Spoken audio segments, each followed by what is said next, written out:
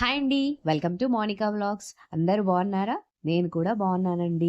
కాస్త వినాయక చవితి సెలబ్రేషన్స్‌లో వీడియోస్ కాస్త లేట్ అవుతున్నాయి. సో, ఇలా సెలబ్రేషన్స్ అంతా అయిపోయాయండి. సో, అందుకోసమని కాస్త ఎడిట్ చేసేద్దాము, అలా అప్‌లోడ్ చేసేద్దాము అని అయితే అనుకున్నాను. నేనైతే ఈ వీడియోలో మేము పోవైలో ఏవైతే వినాయకులను దర్శనం చేసుకున్నామో, ఆ వీడియోనైతే నేను మీతో షేర్ చేసుకుంటున్నానండి. ఈ వినాయకుడు విగ్రహం అయితే వచ్చేసి ఈడెన్ గార్డెన్స్‌లో ఉందండి. చాలా అంటే చాలా బాగా ఏర్పాటు చేసేశారు. అండ్ ఇక్కడ మేము వెళ్ళిన రోజైతే సత్యనారాయణ స్వామి వ్రతం అయితే జరుగుతుంది. సో, అక్కడ చేస్తున్న వాళ్ళు మా మాకు తెలిసిన అంకుల్, ఆంటీ వాళ్ళే. అలాగే వాళ్ళు ఇన్వైట్ చేశారు కాబట్టి వ్రతం కూడా అటెండ్ చేసినట్టుంటుంది, వినాయకులను చూసినట్టుంటుంది అని చెప్పేసి మేము ఆ డే అయితే వెళ్ళిపోయాము. చూడ్డానికైతే చాలా అంటే భలేగా ఉందండి అసలు. పీస్‌ఫుల్‌గా అనిపిస్తూ ఉంటుంది దర్శనం చేసుకుంటే. కదండీ! ఎవ్వరికైనా. సో, ఇలా దర్శనం అయితే చేసేసుకున్నాము మేము. అండ్ ఇక్కడైతే ఎన్ని రోజులు 5 డేస్ అయితే ఉంచుతారా, 5 డేస్ ఏదో ఒక ప్రోగ్రామ్ అయితే చేస్తూ ఉంటారు. ఒకరోజు భజనలాగా, అండ్ ఒకరోజు ఇట్లా హల్దీ కుంకుమలాగా అంటూ ఉంటారు కదా! సో, అలా చేస్తూ ఉంటారండి.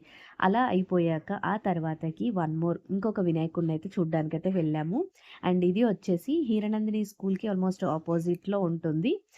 ప్లేస్ చిన్నగానే కానీ భలే అంటే భలే సెట్ చేసేసారండి. చాలా బావుంటుంది. నాకైతే వినాయకుడిది ఆహ్, డెకరేట్ చేయడం గాని, ఆ కలర్ కాంబినేషన్ అంటే చాలా బాగా నచ్చింది. ఇది ఒక మహిళా సంస్థ వాళ్ళైతే ఏర్పాటు చేసిన వినాయకుడండి.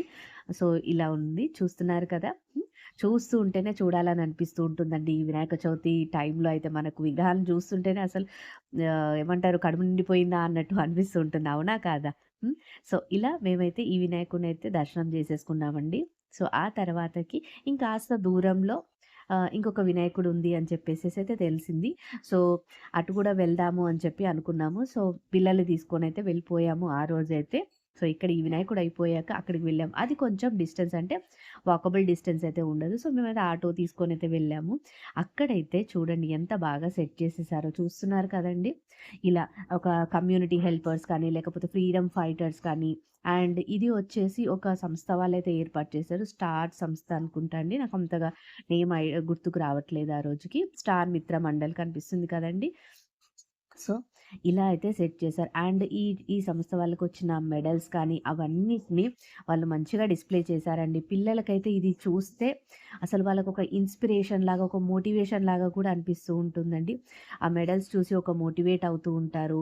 అండ్ ఇక్కడున్న ఈ పిక్చర్స్ అన్నిటిని చూస్తుంటే వాళ్ళకి కాస్త ఏదో ఒకటి చేయాలి అన్నట్లు అనిపిస్తూ ఉంటది.